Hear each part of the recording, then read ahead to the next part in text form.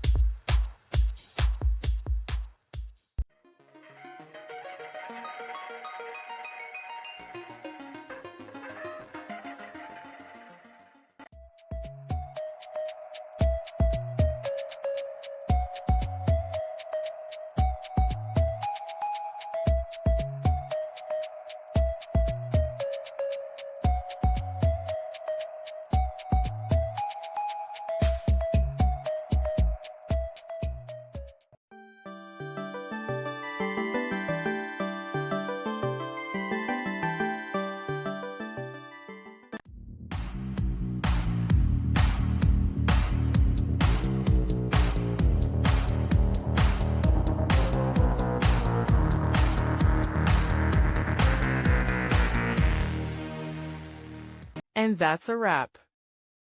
I hope you found the answer you were looking for. If you did, take a second to hit that subscribe button. It really helps out.